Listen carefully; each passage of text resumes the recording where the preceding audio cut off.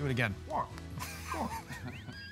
Several times a year, our great friends Brent and Mike Lubbock from the Sylvan Heights Bird Park, they come from North Carolina to see us with some show and tell, and today is no different. They also brought along Morgan Early to help them out, along with some fine feathered friends. Good morning to you, folks. Nice to see you. Good to see you. Morgan, hello. Morgan, well, that's Morgan down there. This is not Morgan. No. This is Maggie. This is Maggie. Maggie the magpie. And before we came on, Maggie was just talking away, and then as soon as I came on and I was talking to her, she stopped. Yeah, sing that song, baby. You're on her level, man. You're on her level. No, So this is real interesting, Brett and Mike. You've had her longer than you've had Sylvan Heights? Yeah, well, the Bird Park. You know, Yeah, we've the had Bird Sylvan Park, Heights. of course. So Bird Park opened in 2006, and we started using her back in 2004. Oh, sorry. Don't worry, it's just bird spit. It won't do any damage. And I got bird poop. Bird poop on my face. Easy to clean off. My than, goodness. bird poop. I guess Maggie's one to at make least sure you're there. that luck is better than no luck at all. My goodness. So what kind of bird is this again? This is a goose. Oh, There's bird about poop in 30 my species face. of geese. What? That Goose wasn't spit. poo, that was water. That was goose spit. Or spit. She spat in your face, okay? Famous last words. But she's one of the oldest species of waterfowl, waterfowl being ducks, geese, and swans, and they don't have webbed feet. They're one of the oldest species, and if you look, they have a little partial but not a full web, and they're from Australia. Australia. And Does that inhibit them in any way without any web feet? they just don't swim around as much. They're more perching, you know, Okay. like with swans and ducks are in the water a lot. Aye. But one interesting thing about the magpie, and I know the viewers can't experience this, but is the smell.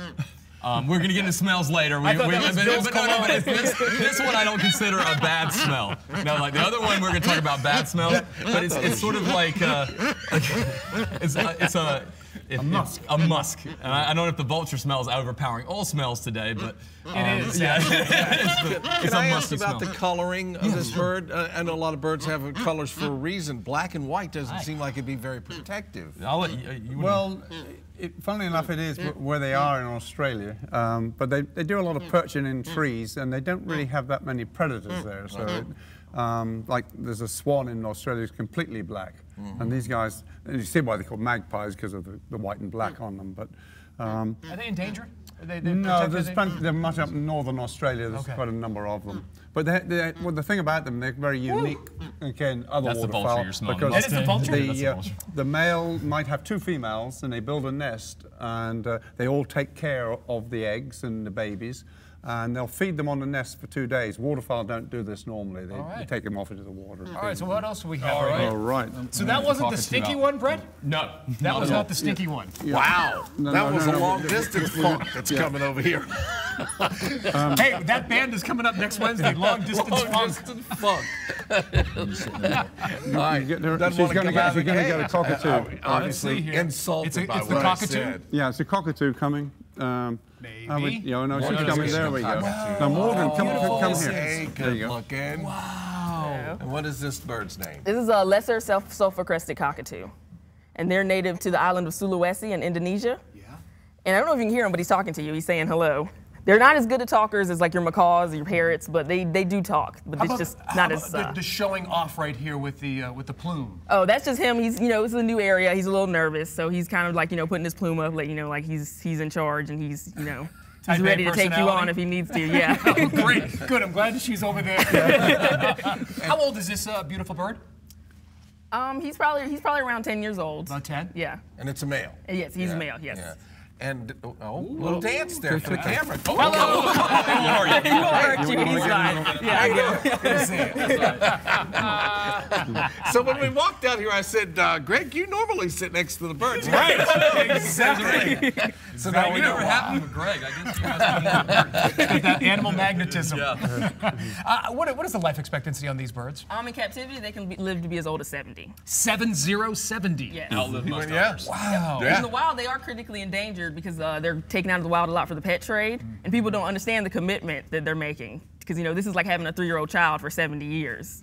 They require a lot of attention, specialized diet, and like a lot of enrichment. Like you can't just put them in a cage and leave them there. A 3-year-old child for 70 years. 70 years. Yep. That talks back. And yes. Yeah, okay. With the plume. Yeah, with the plume. So, I mean, you've got to look at when people ask us, I want to get a macaw, you have to tell them that. There's so many macaws we get, and cockatoos that people have already got fed up with. Yeah. You know, maybe 20 years old. That's too bad. Yeah, it is. They're but- beautiful birds. Yeah. What else do we have right here? Okay. Last but not least. Yeah, this This is going to be stinky. Yeah, isn't this is a stinky job. Yeah. No, but it's kind of cute. Oh, it's cute. It is very cute. Cute, yeah. This is This is a black vulture. it's a black No, it's not. baby black vulture. And in America, we It's have a the two tan vulture. We have the two vultures, which is the turkey vulture, which is slightly larger, and we have the black vulture, which is this one.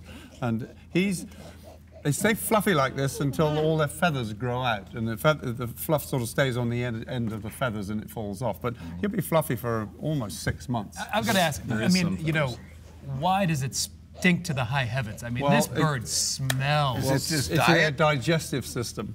They eat bad feed, rotten food. I mean, it serves a purpose. You see vultures when you're flying around, or Sure. roadkills, etc. Well, they'll eat that roadkill till there's no more, but it might be 4 or 5 days old by the time they finish it.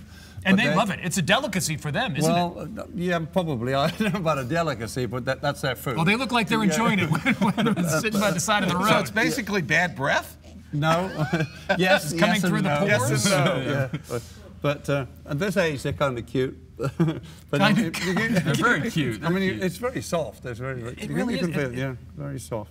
But Now, they have this- you said when his feathers comes out and it still has a little fuzz on there, is that kind of like this teenage, awkward, ugly look that they have? well, they go through a phase, you Yeah. know. Yes, definitely. But he's just kind of cuddly at the moment. And how long do these birds live? Vultures probably live 20 years at least, I Yeah. think. The answer to that is I'm not quite sure, but I think that's about right. Are these prevalent across the United States? Yes, I mean, you see them go outside the studio. If there was a dead kill on the road there, Right. we'd see one probably. But the interesting thing is that the turkey vultures, which is the larger one, Sure. has he can smell his food. So he can smell a carcass. These guys don't smell. So their idea, if they see the turkey vultures suddenly diving down, They know something. They know something, so they come and find it out. Say, hey, cuz, you found it, I'm coming yeah, over. Yeah. Very quick. Are they solitary figures, or do they travel in? You Travel know, usually in not packs, but flocks, Flocks, if you like. of course. Yeah. Mm. fantastic. They work And- together. And how old is this one? He's now about 6 weeks. 6 weeks. Yeah. Stinking Wow. too. And the old western where we saw where the vultures are Yeah, circling yeah. around, that would be a turkey vulture? Turkeys, yeah. You don't often see it. The black vulture is kind of smaller. When you see him flying, he does 4 flaps and then he glides. 4 flaps when he glides, and he's small. And the turkey vulture does this sort of soaring Yeah. Yeah, around. you can see, like you Yeah. said, if you step outside the studio, you'll probably see them. Yeah. There's a little squirrel outside. I thought that was management.